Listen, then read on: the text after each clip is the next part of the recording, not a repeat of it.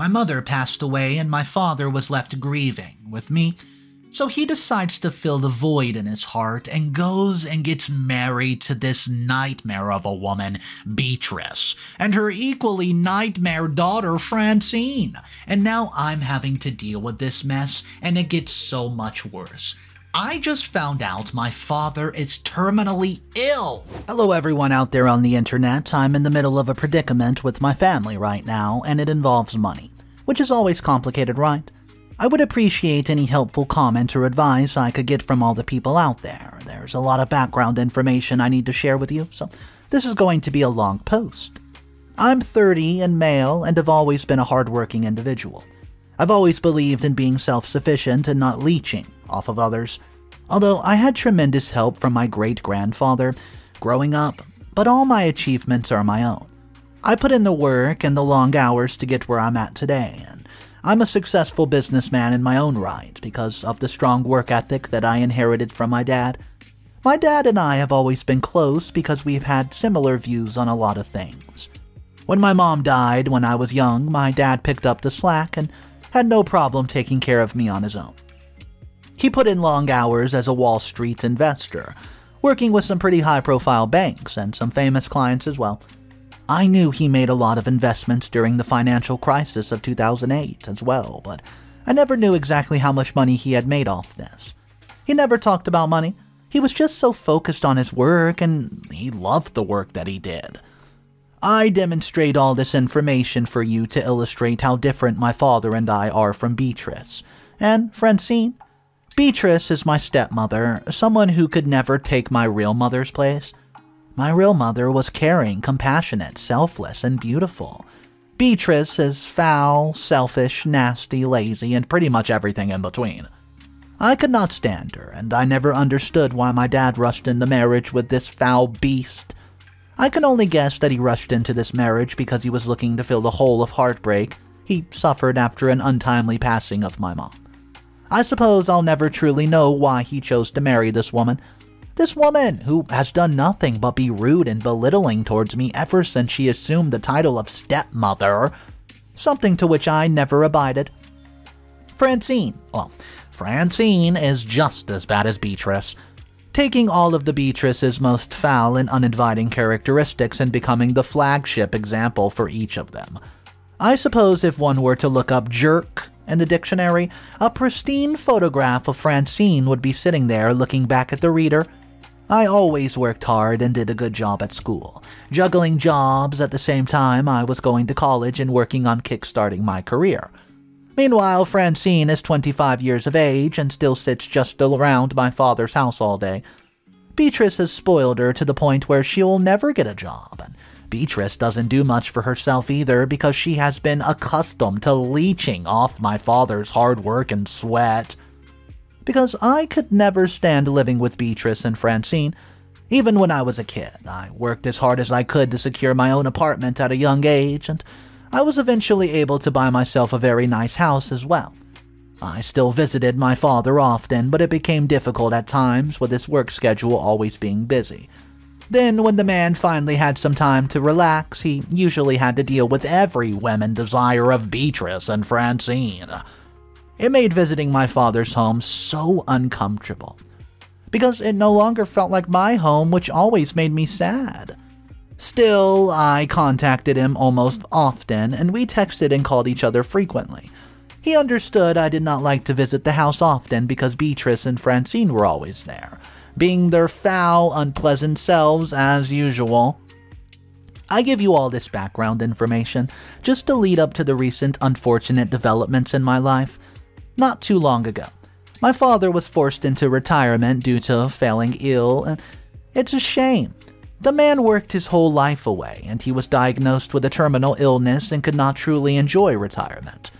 I did not take the news well at all. In fact, I was devastated and still am. At first, Beatrice and Francine feigned concern and sympathy for my father, but I could tell that there's not that serious about it, and all actually helping my father throughout his illness. My father's terminal illness was going to require serious around-the-clock care, such as bathing, feeding, keeping tracks of medication, and more. I could see my father's condition was deteriorating while he was under the care of Beatrice and Francine. Although I was stressed with my own busy work schedule, I could tell that my father was only getting worse, unless I stepped in to do something. Beatrice and Francine were not happy when I showed up and decided to take my father to my house to live. I packed up his things in spite of their protesting, and my father was too sick and tired to say much of anything to anybody. But deep down, I could tell that he knew he was better off in my hands than in the hands of selfish and rude Beatrice and Francine. The only reason they seemed upset I was taking my father to my house was because they were losing their own personal bank teller. Beatrice and Francine only interacted with my father if they were asking for money, which I just find despicable, especially in his time of need. It truly shows their true colors that they were unable to find a shred of humanity within themselves just to help out Dad. Well, and he was quite literally dying in front of them at the hands of a terminal illness. Although I took care of my father as best as I could, even though I worked as hard as I could to make sure my dad's final time on this planet were peaceful and relaxing, I still, unfortunately, lost him. The illness kept progressing until he had to go into hospice care and he passed away. Beatrice and Francine could not even be bothered to show up to his deathbed. I clutched his hand as he drifted away, and we told each other how much we loved one another. Even though I did as much as I could, I still felt guilty over the circumstances of my father's death. I was glad we got to spend so much one-on-one time together at the end, but I could not help but wish I had intervened sooner. Truly, what I wish I had done was intervene years ago. Stop my father from marrying Beatrice and let dirty Francine move in with us. Those two and their selfishness are what worked my father into an early grave. I think stress was a large contributor to his illness and the rapid decline that he experienced. My father's funeral came and went, and it was pleasant as funerals could be.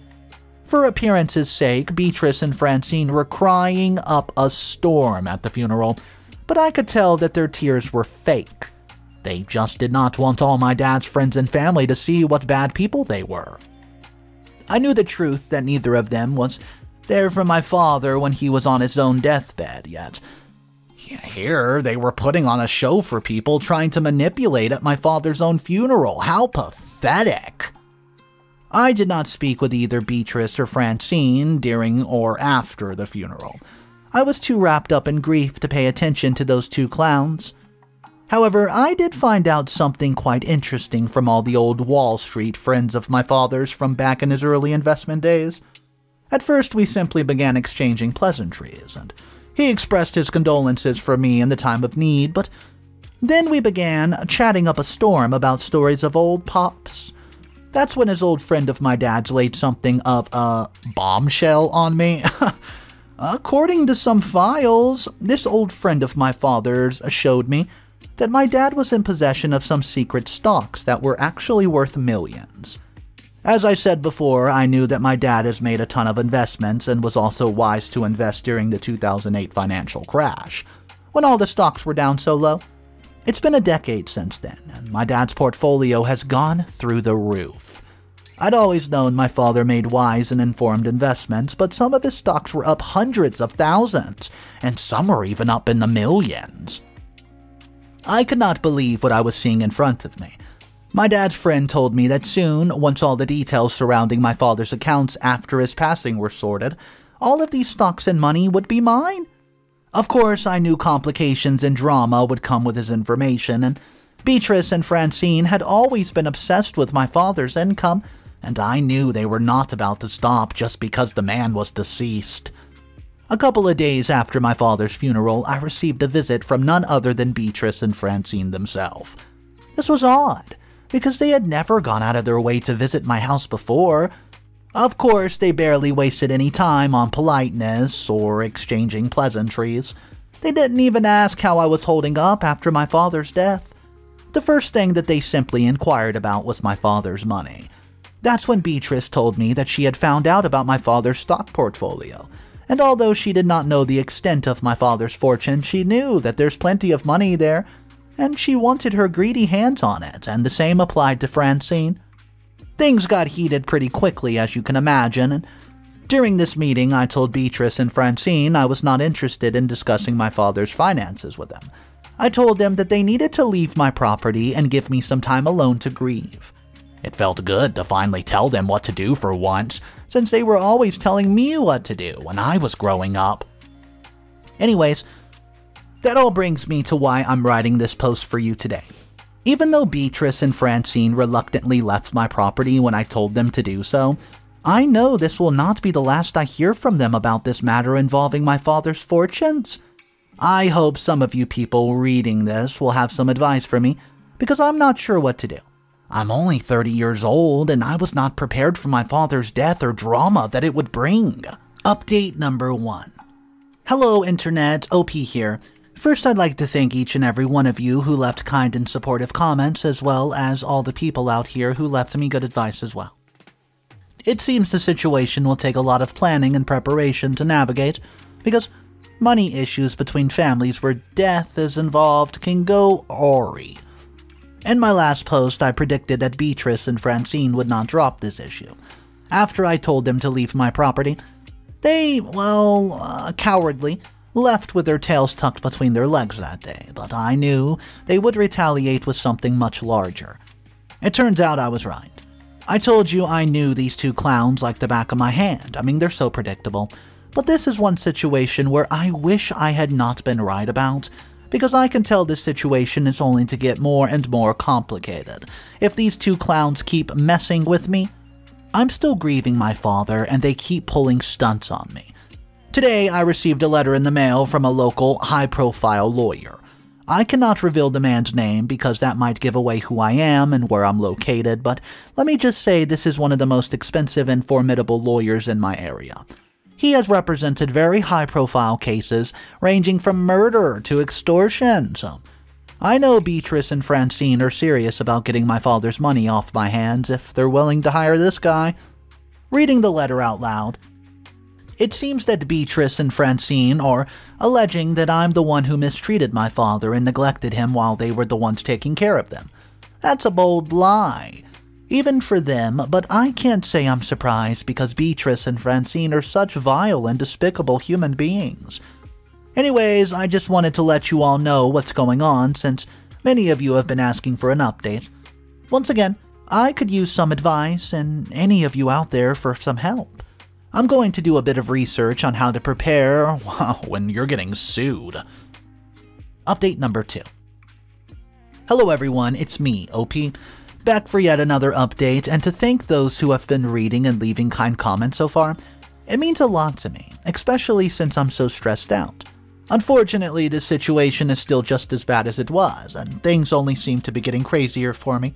I haven't had much time to prepare myself in response to getting sued by Beatrice and Francine.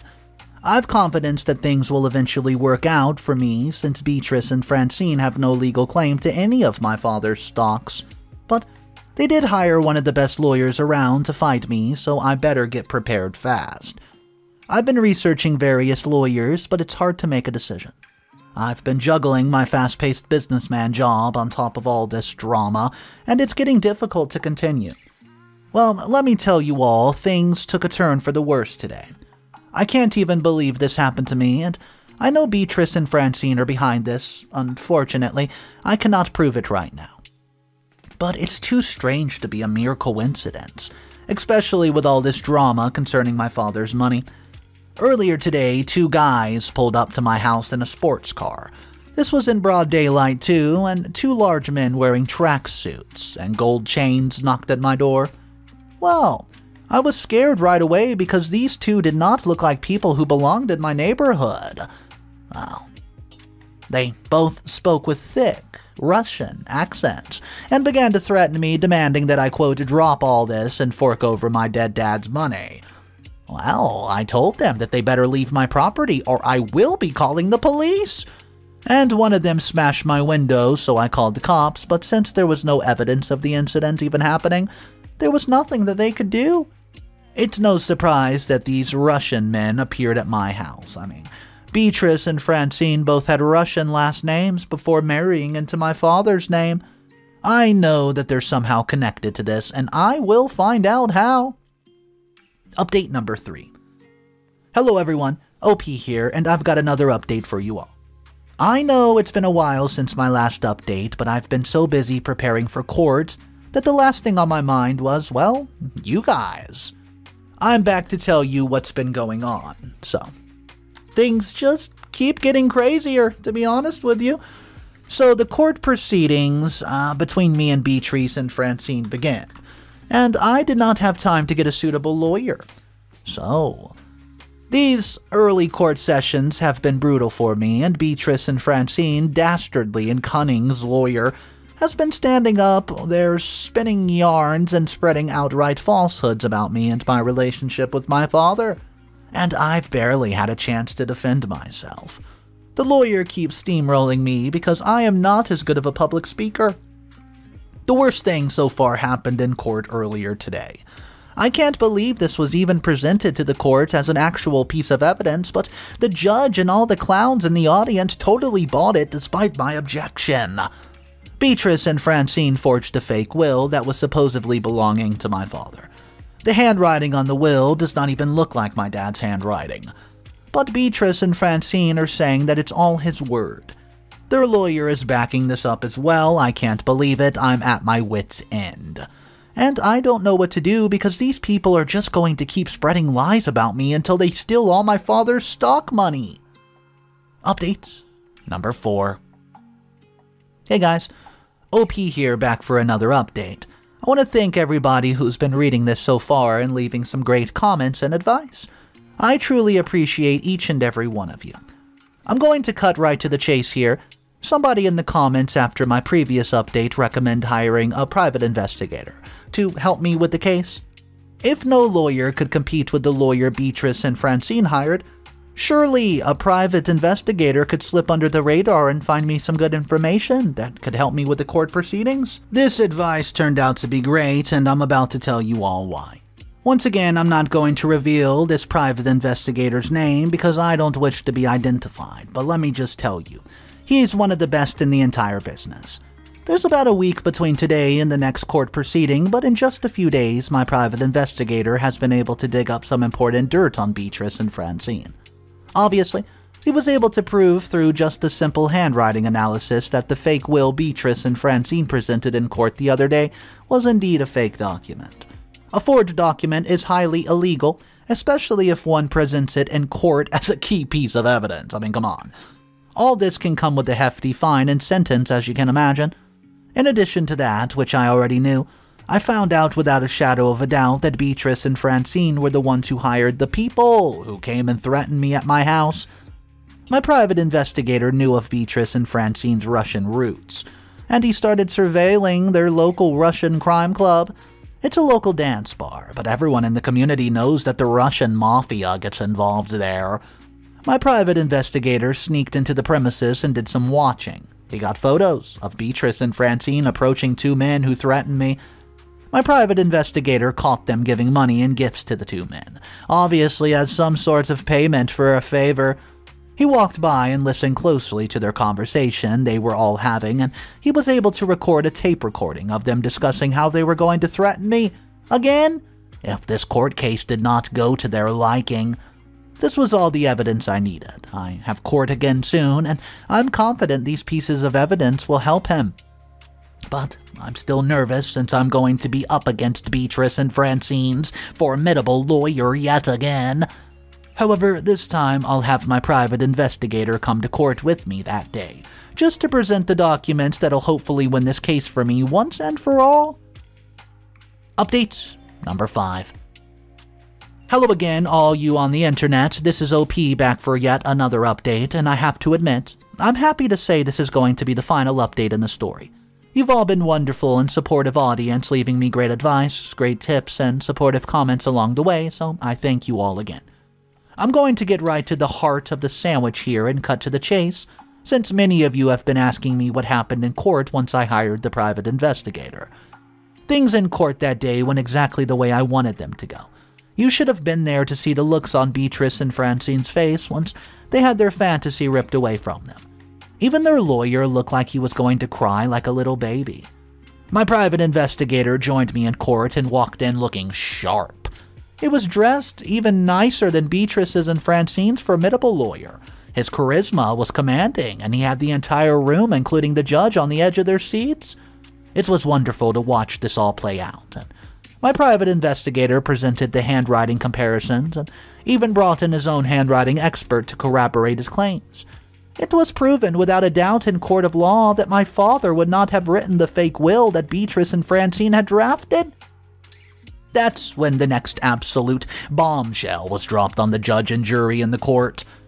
My private investigator displayed photographic evidence of Beatrice and Francine giving money to the Russian gangsters right there at the Mafia bar. Their lawyer obviously objected, and, well, saying that there was no proof that this had anything to do with them, quote, supposedly threatening me before. And the lawyer tried to imply that I was just suffering from delusions. But that's when my private investigator hit them with the tape recording of the Russians discussing the threatening of me, and the evidence was too much to argue against. The judge sentenced Beatrice and Francine to 16 years behind bars. 16! As I stated before, a forged document is pretty serious, you know. Serious enough on its own, and the fact that they attempted fraud and paid violent and threatening acts to be done against me absolutely sealed the deal. So, the judge called the two of them disgraced as they were escorted from the courtroom in shackles. Here I am, sitting in my old dad's house, typing up this last update for you all. It's nice to have the old house back now that Beatrice and Francine are going to be gone for a long time. Thank you for reading my story and showing support. I appreciate it. I personally cannot think of a better revenge/karma story than today's, because I am just so glad, and I have not hoped for a story to end like this in quite some time, but let's be real. Beatrice and Francine were very despicable, toxic people, and I am so glad that they were sentenced to a lengthy prison sentence. A lot of the stories on this channel and stories that I can find online, it seems like all these evil people, they get such low prison sentences. So finally it was a refreshing sip of water to see somebody get the karma that they truly deserved. But I want to know your thoughts on this, guys. Do you think OP handled the situation properly? And I do want to know what you would have done. So drop your thoughts downstairs in the comment section. My name's Mr. Reddito. I narrate stories every single day about drama, inheritances, cheating stories, in-law disputes, you name it, we cover it.